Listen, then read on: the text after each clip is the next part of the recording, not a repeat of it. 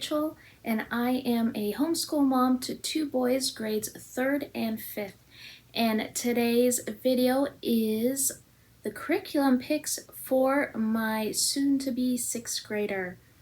Back in March is when I started my YouTube channel, and the heart behind it, the reason behind it, was because my firstborn was going into middle school and I was kind of sad, and just how quickly they grow.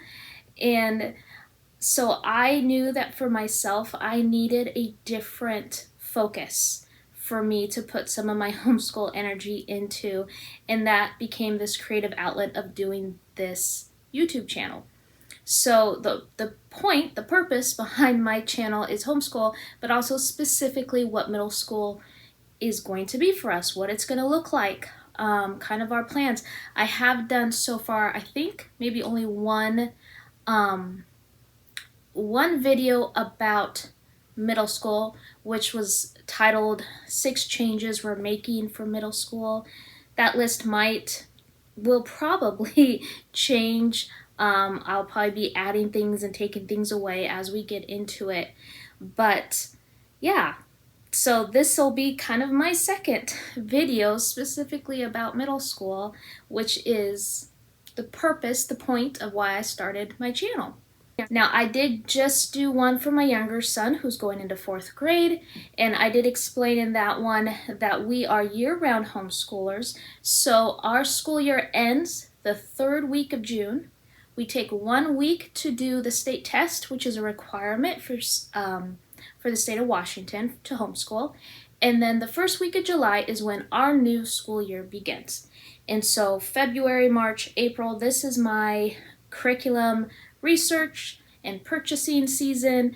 And so that is why here in about the beginning of May, I have all of my picks for our next school year, because it is just around the corner for us. Now, before I get started, I need to apologize. One of my worst qualities is anything to do with technology. And I recently noticed that in probably all, but a lot of my past videos, when I say I'm going to link something in the bottom, I realize I'm not doing that at all. I think I'm doing it, but when I go back to it and I look at it, I realize there are no links. And so I'm sorry about that. I am going to be getting help, and in about, hopefully within the next 2 weeks, I will have gone through and edited all of those and put actual real life links for you if you were looking for those. So I apologize if that was a frustration. I don't know what I'm doing.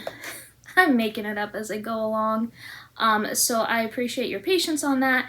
If at any time you realize, hey, here's one you've missed, just let me know and I will make sure to find that link for you. So I am learning with every video on how to do this. So anyways, there's that.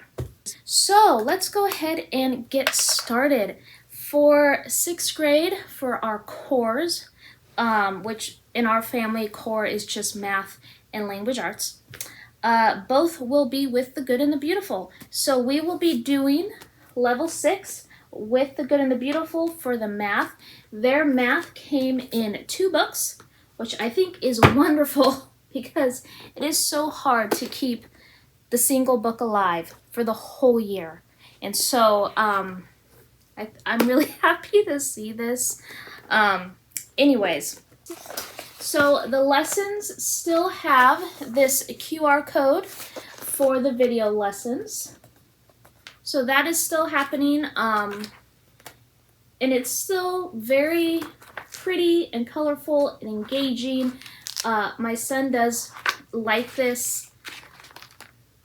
So we have really been happy with the good and the beautiful math. I think that one thing specifically that this son likes are the actual videos. My kids, they are growing up in this time of everything is technology and computers. I don't know how to keep up with that, but just the simple fact that my kid can grab my iPad and scan that code and have a little mini video, it brings him a lot of joy. So take the wins where you can get them. And so he has enjoyed that aspect. The lady who does the math videos is a very engaging woman, and he does really enjoy those. And they're always kind of themed based, and they're just fun. They're cute. And they're helpful. And if you get stuck, you can always rewatch it, or we'll go through the lesson together. One change with Math 6 is there is no map mystery, which he kind of liked, but that's okay. I do like that they kind of change their math with each level, and it's kind of just, you don't get bored with it because it's changes and things will kind of tweak with things with each. What am I saying? What am I saying? They kind of change things with each grade. Okay. So that is what we're doing. I also got, or it came with, an answer key. One thing in my video of 6 things I am changing for middle school, one is grades. I am going to start grading him for 6th grade. Now, my reasoning behind that is for myself to learn how to grade, and also to learn how to write an accurate transcript to practice. So I'm not going to be putting any kind of pressure on him to perform in any way. I don't have any concerns with where they are with math and any subject, really. I think that they're both doing just fine, but I know I need to learn the skill of grading and doing a transcript, and so this is the year I'm going to start practicing. So the fact that this came with an answer key will save me a lot of time. So I'm thankful for that. Next, our next core, language arts from the Good and the Beautiful. I don't know if I'm happy that's in spiral, simply because they don't always make it the whole year. I don't know if you've ever done this. They kind of just fall apart. My other son has a spiral one, and we're missing pages towards the end. So, but that's okay. It is just this one book.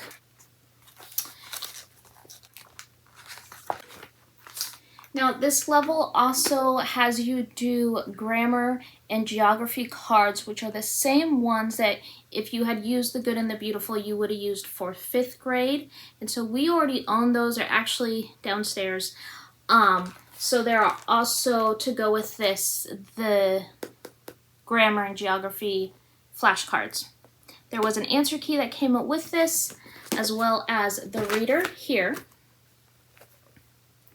And then one thing that is required, but was not added, you had to buy it separately, was this book. Little Lord Fauntleroy. I probably said that wrong. So these will be his 2 readers to go along with his lessons.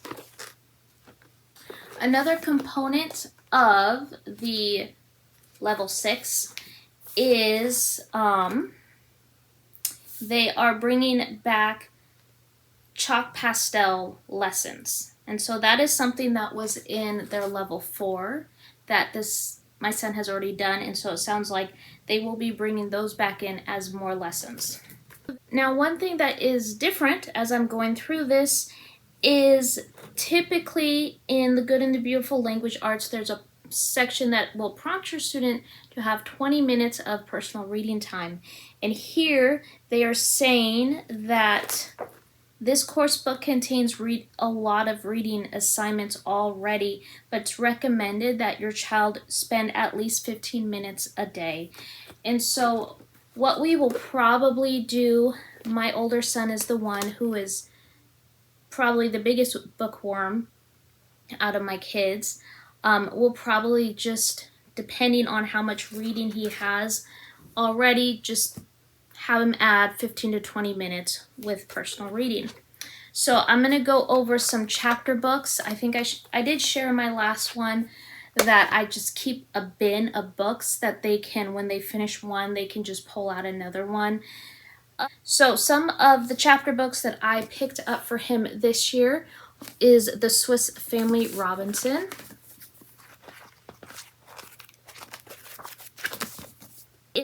This is a book called Imagine that was incredibly cheap on Christian Book.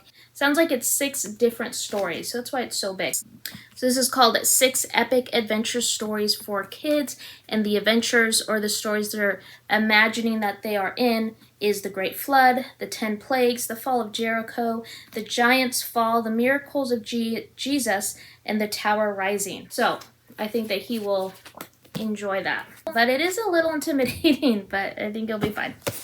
The next one I got was a book, Dog Diaries. This is book 7 about Stubby. And these are, I don't think these are real life dogs, but they're kind of historical fiction.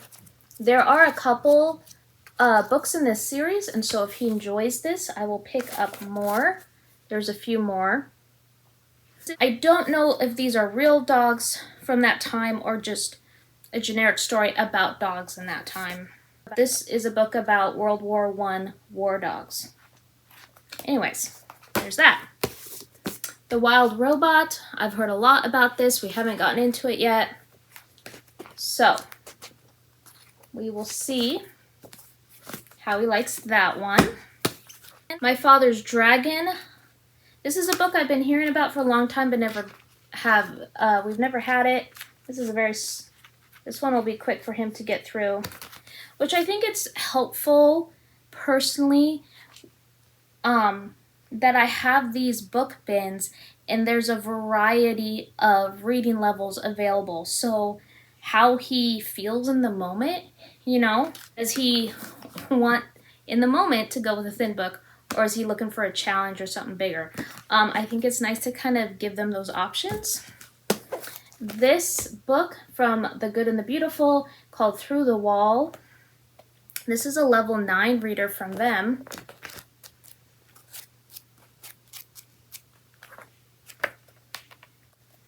And this is about the Russian police of East Berlin. And then lastly, I got him a graphic novel about Corrie ten Boom, The Hiding Place. And so again, this kind of goes with having just different variety of books to choose from. I will be doing a video in the future about chapter books, maybe even how to kind of get your boys into reading. So that will be coming up in a future video. We will be continuing The Good and the Beautiful handwriting. This is Cursive. This is their level 6. And what we do in our household is about only once a week do they actually work out of this book. I'll ask them to do a full spread, so that's this page and this page. And so this is pretty much enough for them to get through the whole year. We will be adding creative writing. This is also from The Good and the Beautiful. This is their creative writing notebook number 1, grades 3 through 8.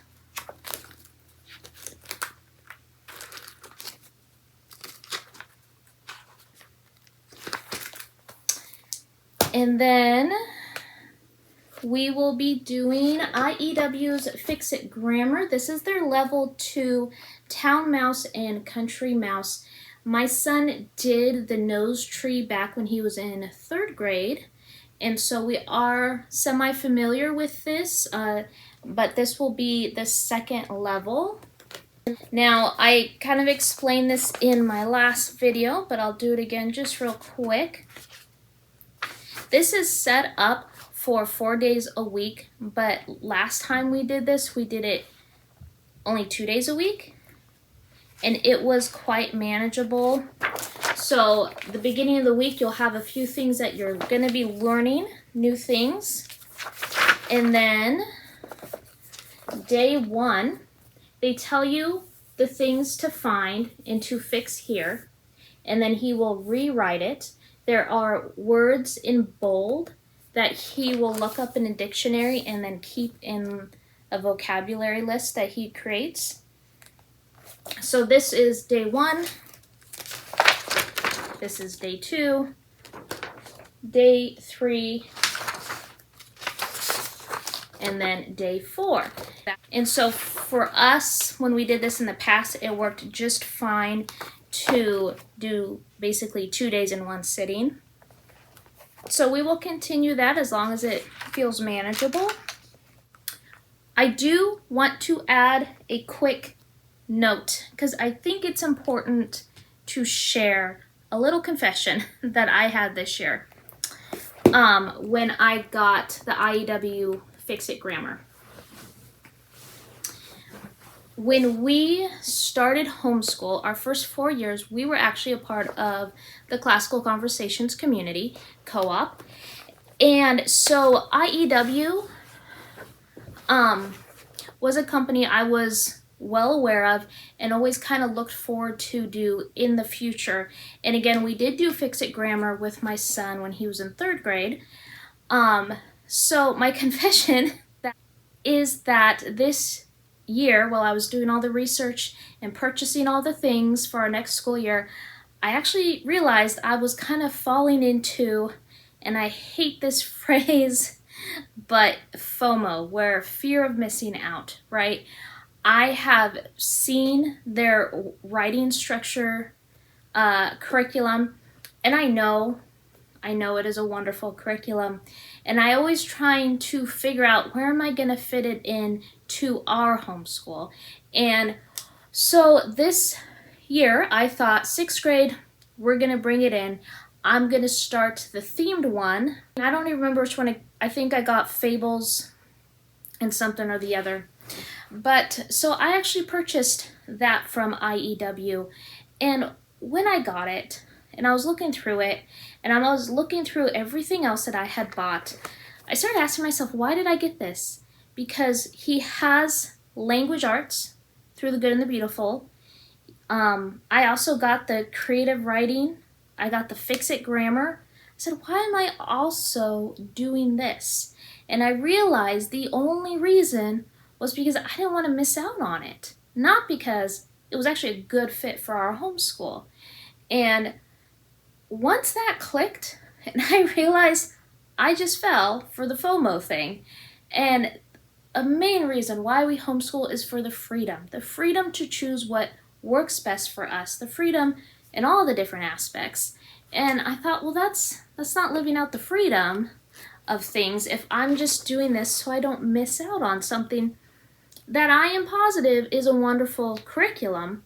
But I also know it is not the only wonderful curriculum. It is not the only way, and I don't think that there is one perfect curriculum for every family, because every family is different. You wouldn't be able to even find that.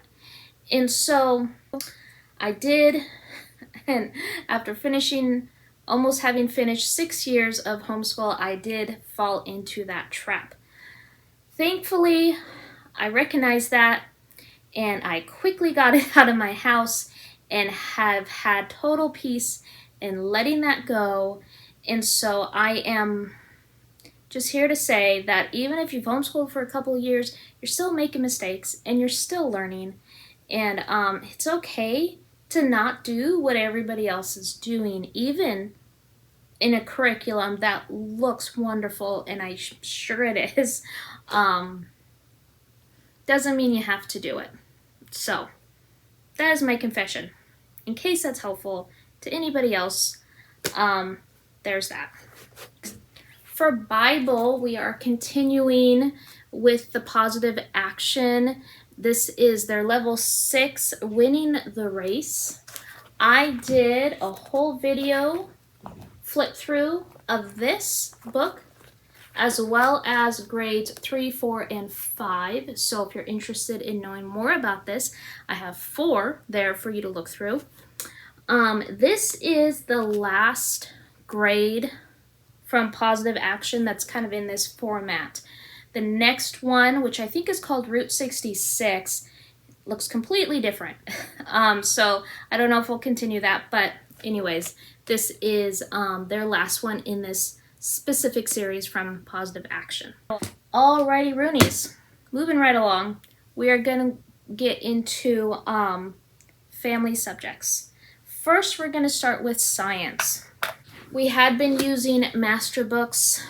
I think it's called Let's Talk Science, and my son has aged out of that series, and so we are moving on to master books, God's Design for Life.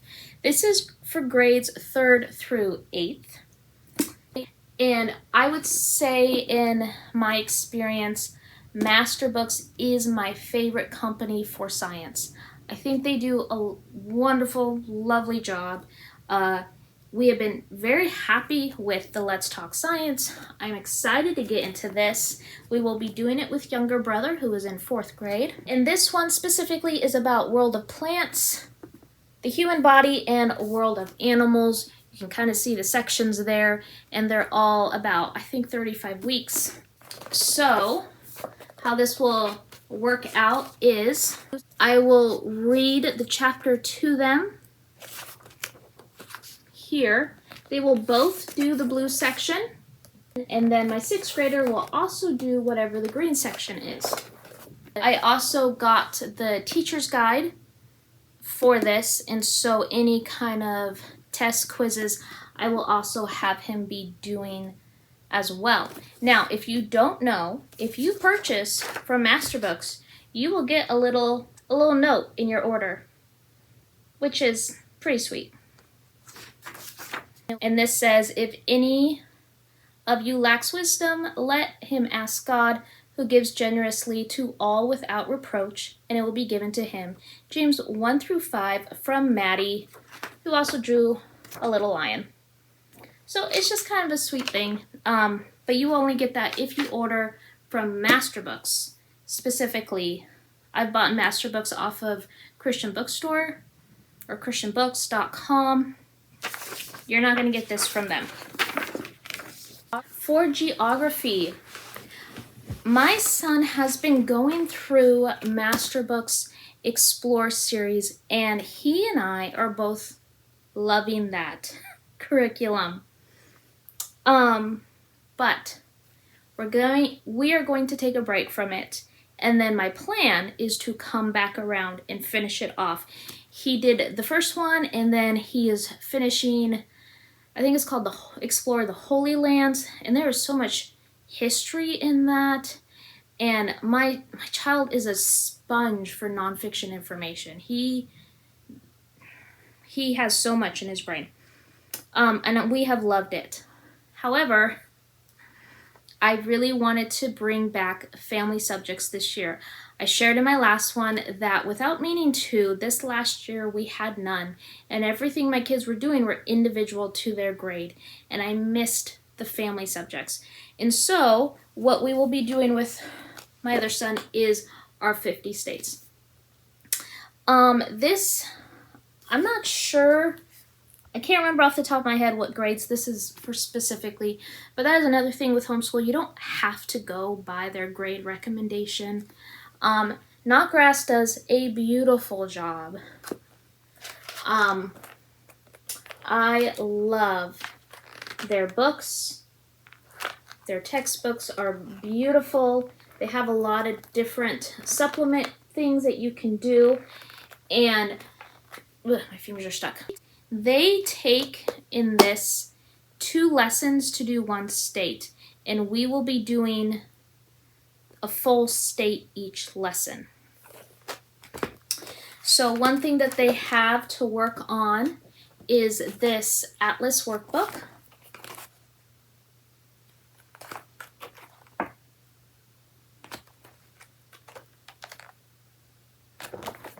And then I also have a lesson review, which I won't be doing with my younger son, but I will be doing with this one because I'm going to learn how to grade this year. That's my goal. That's what I'm going to do. So that means my son has to take the test. And I'm not going to do a pressure thing about it, but tests, quizzes, lesson reviews, I'm going to figure out a way on how to put that all together in a grade. And again, I'm not pressuring my kid to get straight A's on anything. I just need to learn how to grade. This is for Mom. So he's going to have to do the work for me to have something to grade. That's all that it's going to be for. One thing that I'm going to be trying to incorporate into our geography is what I'm calling map skills, specifically for my kids to learn where the states are. I have a few resources here. Some of these things are kind of more for my younger son than my 11-year-old, soon to be 6th grader, which is fine. He may not really be into these, but this is a coloring book. Oops.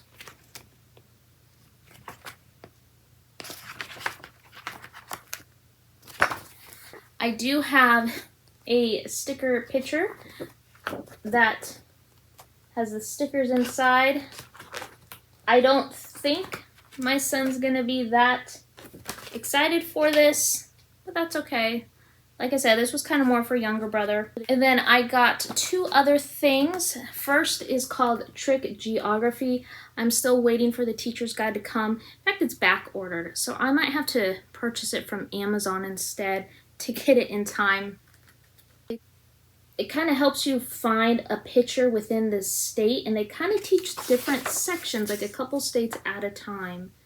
And so I'm not quite sure, like until I get the teacher's guide, I'm really not gonna fully understand what this is and how to do it. But the other one I got is called Draw the USA, and I like this one better because it is one state at a time. So you're just building on top of it yourself with what you're learning. So with this one, I like that I only had to buy the one book, and I will give my kids both a piece of paper and we'll just work through this. With this one, they both needed their own, and I definitely needed the teacher's guide. So I'm not sure how this will look, but I will figure it out as I go, because that is the type of homeschool mom I am. I just go for it and we'll figure it out when we're in the middle of it. Our last family subject will be history, and we will be repeating something we have done in the past about 3 years ago, which is not grass, our Star-Spangled Story. I had let a friend borrow this and she used it this past year. There's actually 2 books to this, but she's still going through the 2nd book. And this is the curriculum where we fell in love with not grass, but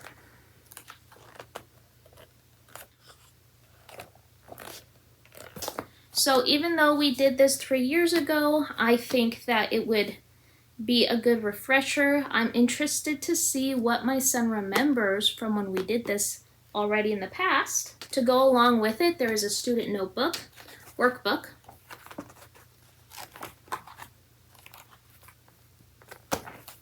There's also a timeline, which I think I forgot to mention in the last one, but this is really cool, and it just goes over through everything that you would have learned in the book. This is a really neat visual guide that my kids went through and looked at quite a bit the year that we went through this. They also have a literature guide that goes along with it, so we might be doing some of that. And then they have, that goes along with a disc that will only work in a DVD player. It won't work in a CD player, at least it didn't work in ours. But these are songs that go along with that time of history. So, this is a fun bit of history that you would not otherwise probably know about. So I really like the added elements that Not Grass puts on to into their workbooks here. If you noticed from my, what is it called, a thumbnail photo, that there was quite a lot more things in this son's curriculum picks than my last ones. Sorry, I'm losing my train of thought. And that is because for 6th grade, in my mind, that's when you start electives. And so that is what we will be doing. And I have a whole pile of resources here for electives. I have decided to do 4 electives with him this year. He will do 2 per semester. So we'll do 2 for the first half of the year and then the other 2 for the other half of the year. I'm going to let him decide which ones to do first. And I will be doing a separate video just specifically on these electives because I kind of need to set some things up with them still, but I'll go ahead and tell you what I have and what I'm going to be using. 2 of these are going to be electives more based on so much time per week. This is what I want you to do, but there's no like accomplish up to this point with, if that makes sense. And then the other 2 are going to be a lot more project based. So the first one is going to be piano. We're going to go through, I just got this generic book off of Amazon. I did piano when I was a kid, to the point where I don't have any hesitation that I could teach this out of this book to him. And then the other thing that we are going to use is called Hoffman Academy. Hoffman Academy is a website that we have used in the past. And what's wonderful, there's many wonderful things about it, but there is a free version to Hoffman Academy. And then there's also a paid version to Hoffman Academy.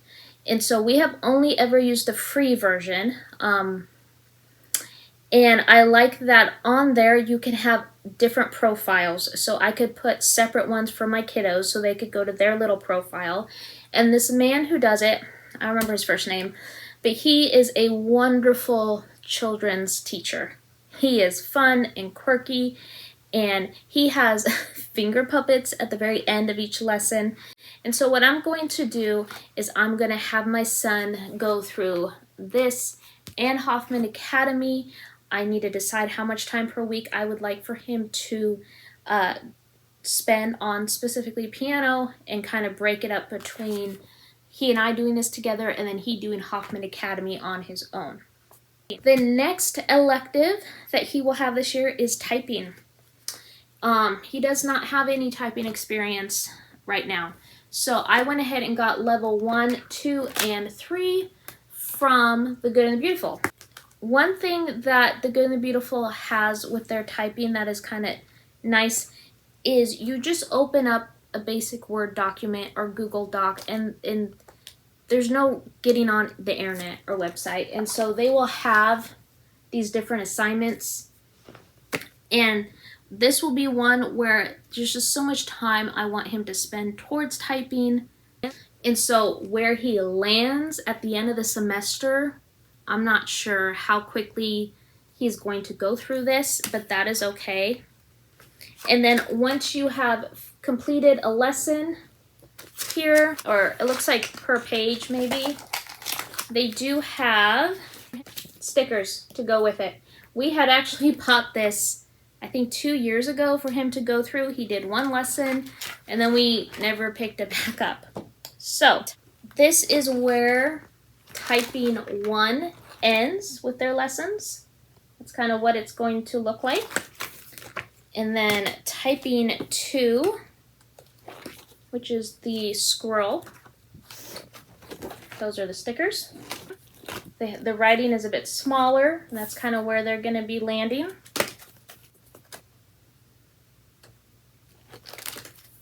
And then typing 3 with the fish. Also looks like they have some numbers coming into it as well. They also have, it looks like, special symbols. Like there's the @ sign for @gmail.com or a verse. And then this is where the book ends.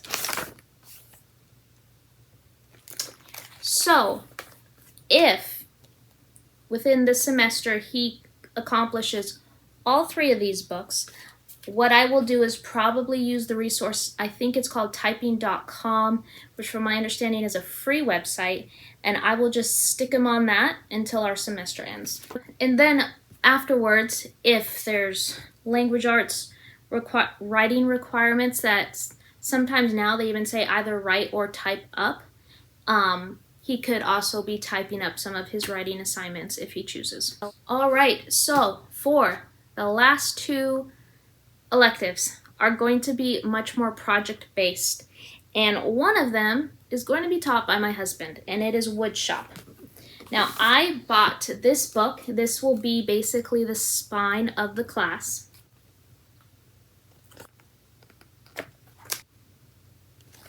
And what I plan to do before July is to go through all of these resources and create basically a class schedule of lessons, how many lessons this elective is going to be, and what should be in each one, what the reading material is going to be, and what the project's going to be.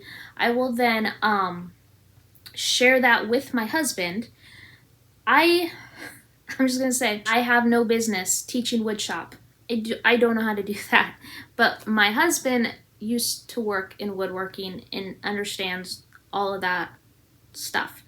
And so after I come up with what I think the class lessons should be, I will share it with him to see, is this realistic, for one. And then we'll kind of go from there and have our plan. I will go through this book also and create sort of quizzes and tests to go along with it, because again, I am learning how to grade, and I want to learn how would I grade a project-based elective. And I don't know the answer to that yet, so I'm going to be learning that this year. So this for sure is the book we will be going through. I bought a couple other books. I don't know if I'm going to be utilizing them or not. This month I will be going through these books and deciding for sure. This one is called The Guide to Woodworking with Kids.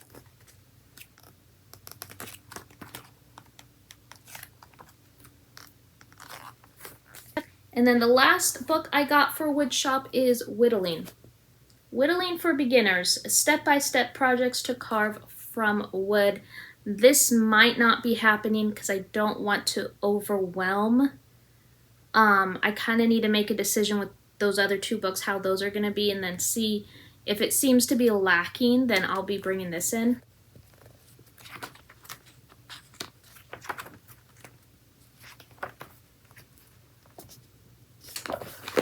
So that will be woodshop, and we will see how this unfolds. And then the last elective, which I don't think will be taught by my husband, but he is in the construction field, and so I definitely will be taking his input. This will be project-based, but not in the sense where I need his input for, and it's going to be architecture. So I have a couple books here. I have Architecture for Kids. One thing that I am trying to, and I've already been kind of talking with my husband about, is I definitely want to fully understand the difference between architecture and engineer. And he's been helping me understand the difference, because I kind of want to make sure I know they work together, obviously, so closely. I do want to keep those two subjects separate, because I would like to do engineer probably next year for an elective. So I have Architecture for Kids, Skill Building Activities for Future Architects,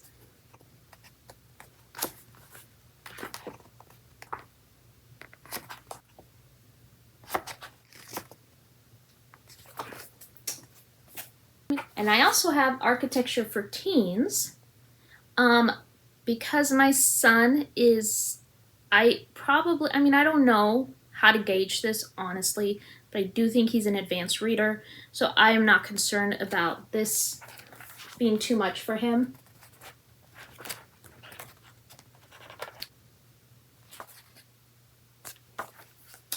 So, I have from Usborne, I believe this is an Usborne book, or Kane Miller, Architect Academy. And this has stickers, posters, and a press-out model.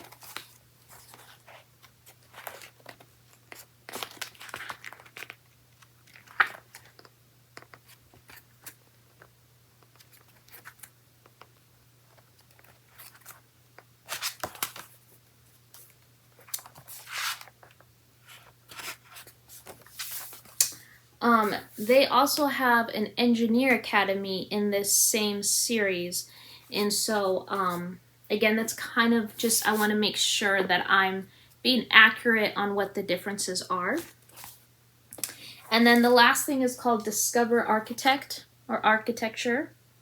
I think this might be more of like a history one.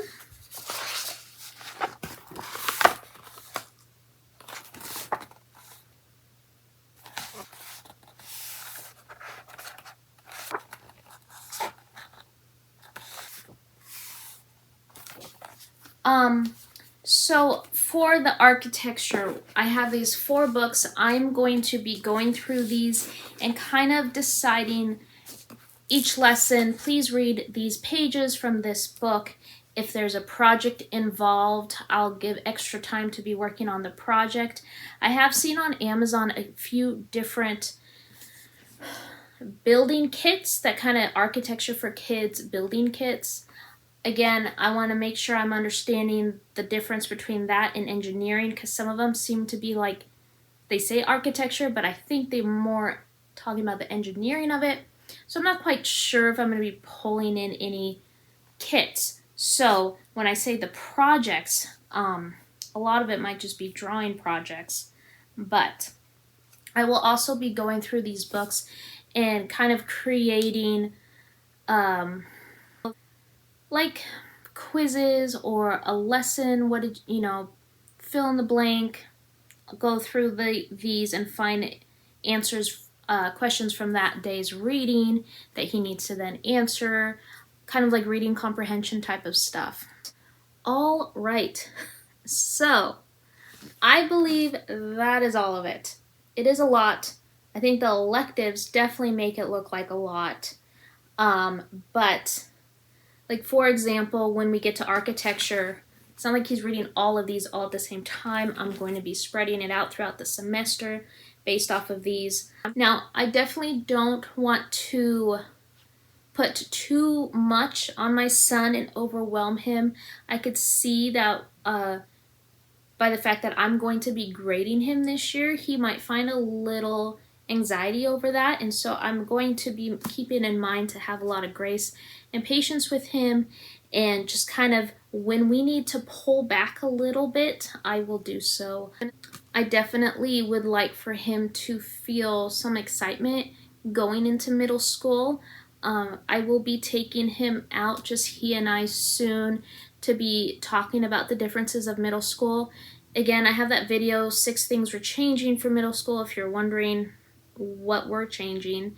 But I'll be able to explain to him why I'm grading, what electives are, what they are. I'll let him choose which electives to do in which order. And then the other thing, I won't bring it up here. Well, I don't have anything to show you, but he will be doing quarterly reports, which is something I explained specifically in that video, 6 things we're changing for middle school. And so that will be another thing at the little coffee date meeting that we're having, that I'll be explaining what the quarterly reports will be, and then I'll let him pick the subjects, topics for those things, for those reports. So I think that's everything. So thank you for watching. If you have any questions, let me know. I will learn how to do links, and I will link it below. It will happen. It's gonna happen. I believe in it. Okay, thanks for watching, and I will see you on the next video. Okay, bye.